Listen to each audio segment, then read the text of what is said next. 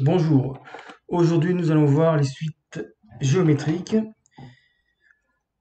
Alors, qu'est-ce qu'on appelle une suite géométrique? Souvent, c'est lié au taux, à un taux d'accroissement constant en pourcentage, généralement, à ne pas confondre avec un accroissement constant qui donnerait des suites arithmétiques. Et puis, on entend souvent croissance exponentielle. Eh bien, les croissances exponentielles sont liées aux suites géométriques. Alors, pour commencer, deux, trois exemples.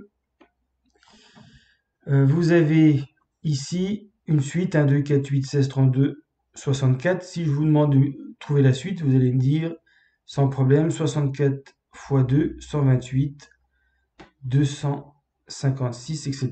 Parce qu'en fait, on multiplie à chaque fois par 2 pour passer d'un terme au terme suivant. Ça, c'est ce qu'on appelle une suite géométrique de raison Q égale 2. Donc là, c'est le coefficient multiplicateur qui est constant entre chaque terme. Alors, pour la suivante, ça ressemble, sauf que vous avez une alternance de moins et de plus entre chaque terme. C'est parce qu'on multiplie en fait par moins 2. La raison peut être négative. Moins 2, 4, moins 8, 16, moins 32, 64 fois moins 2, moins 128, fois moins 2, 256. Là, vous avez une suite géométrique de raison Q égale moins 2. Ça peut diminuer quand la raison est plus petite que 1, par exemple ici, tout en étant positive. Là, je multiplie par 0,5 ou par 1,5. C'est ce qui revient à diviser par 2. Donc 64 divisé par 2, 32, fois 0,5, 16, fois 0,5, 8, etc. Si je continue, 1 fois 0,5, 0,5, fois 0,5, 0,25, etc. La raison de la suite géométrique, c'est 0,5 ou 1,5. Et puis ici, on multiplie aussi par 1,5, mais par moins 1,5. Donc là, on aurait moins 0,5 à la suite, 0,25. Et donc, c'est une suite géométrique de raison moins 1,5 ou moins 0,5. Alors, la définition, ça sera une suite UN est géométrique s'il existe un réel Q tel que UN plus 1 égale Q fois UN pour tout naturel N. C'est-à-dire que pour passer de UN à UN plus 1, on multiplie par Q. Et ça commence dès U0.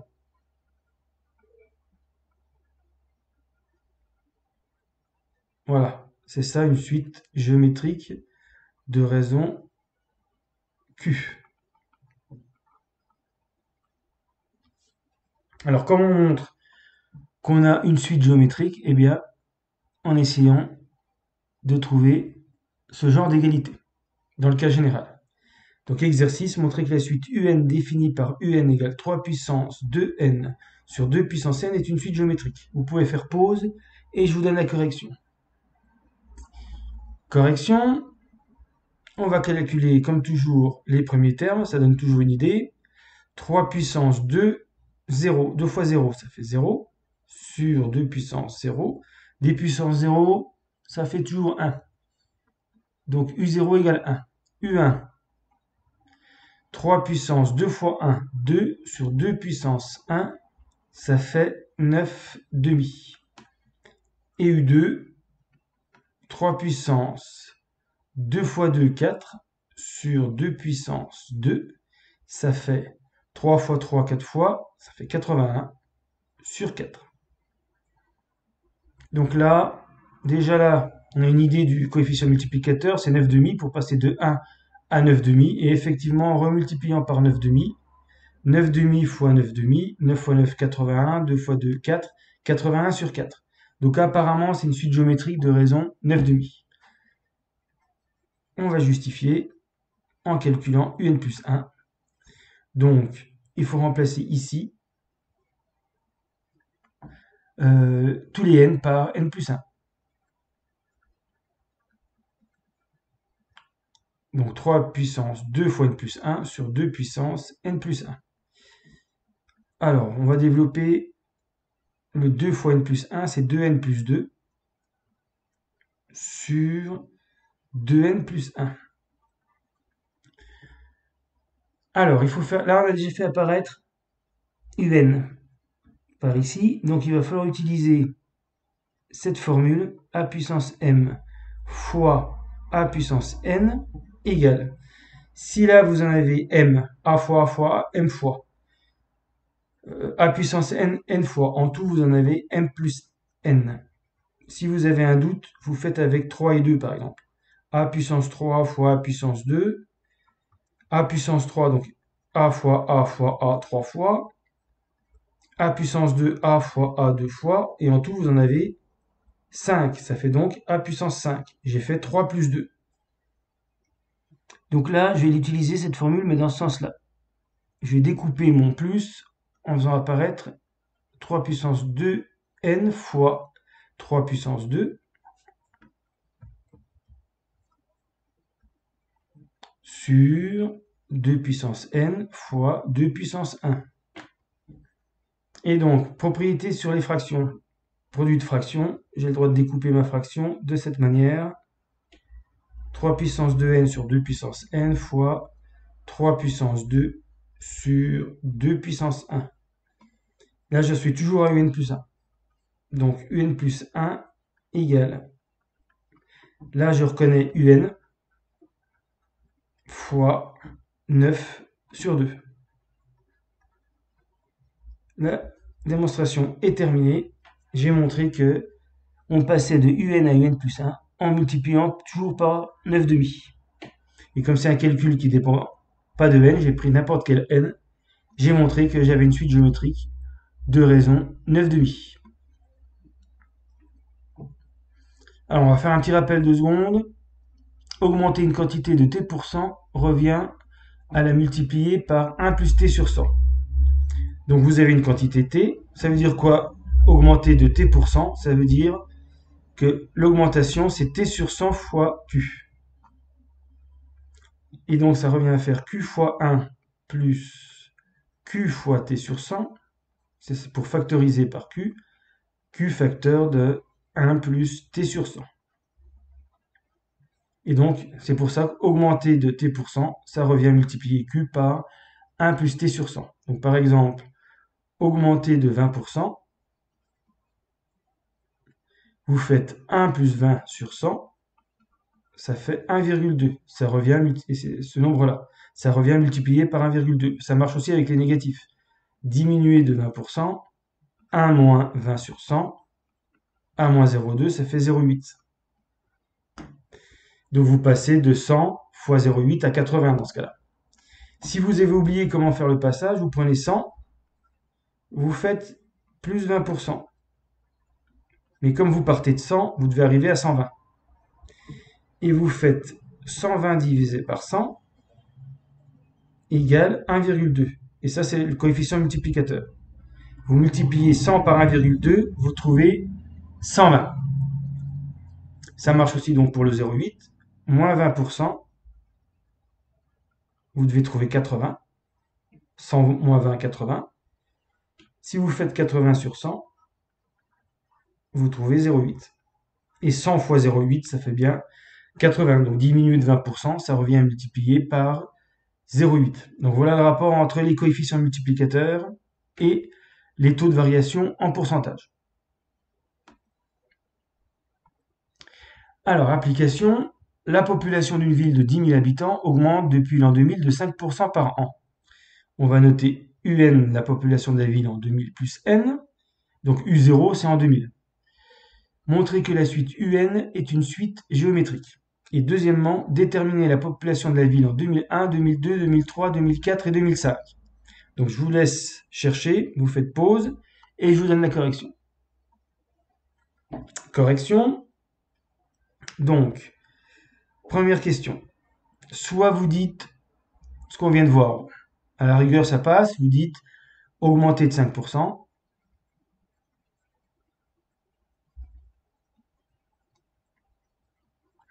C'est multiplié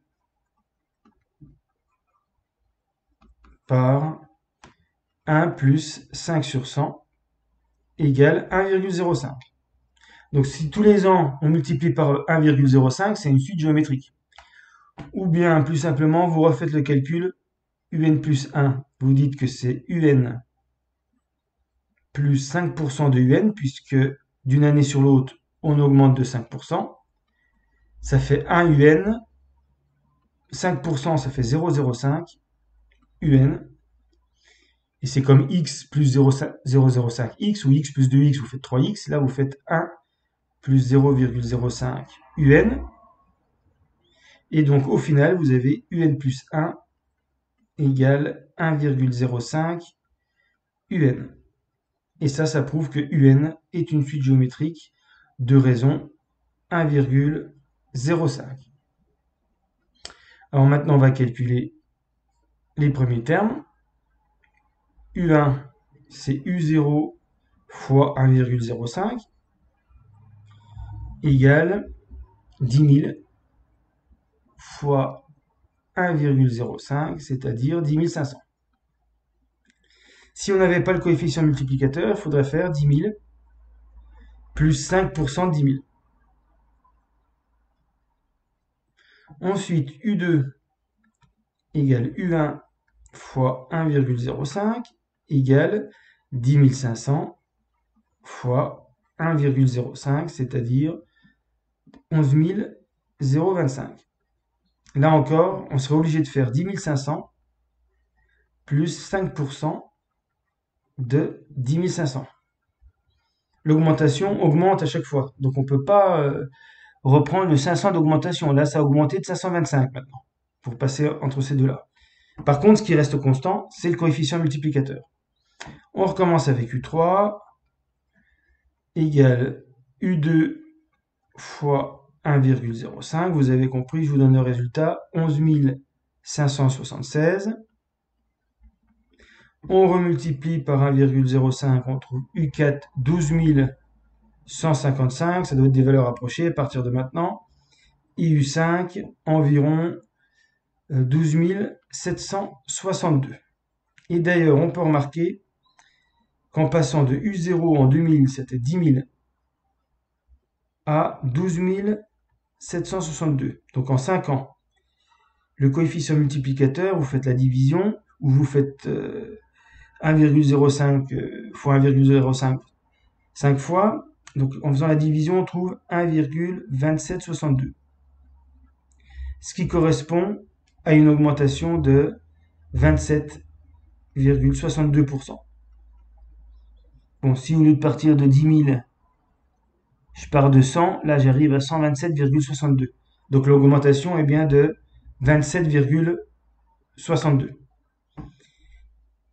Et pas du tout 25%, parce qu'on augmente de 5% par an, donc on pourrait penser qu'en 5 ans, ça fait 25%. Eh bien non, vous n'avez pas le droit d'ajouter des pourcentages d'évolution. Par contre, vous avez le droit de multiplier entre eux les coefficients multiplicateurs. Eux, ils restent constants.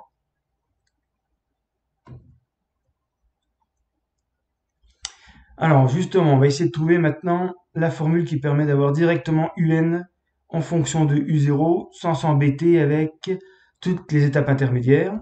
Donc ça ressemble un peu à ce que j'avais fait pour les suites arithmétiques. Pour passer de u0 à u1,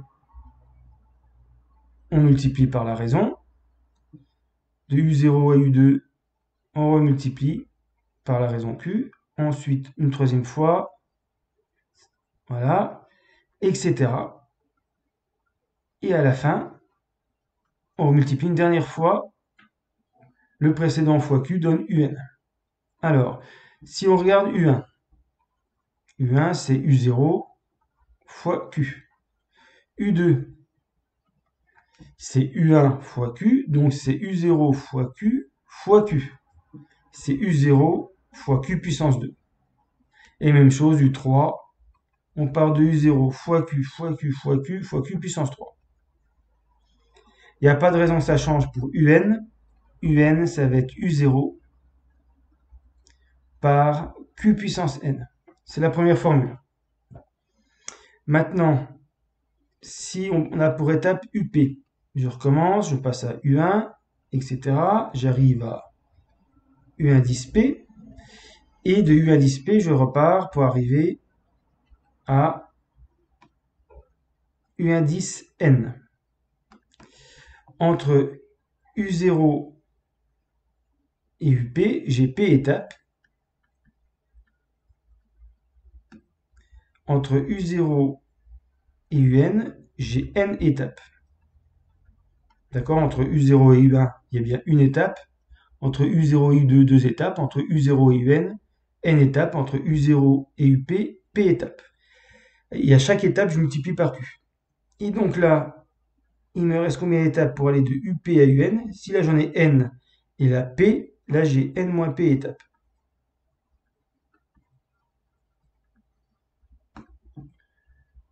Et donc, ça me donne UN égale, je pars de UP, je multiplie par Q N moins P fois, donc UP fois Q puissance N moins P.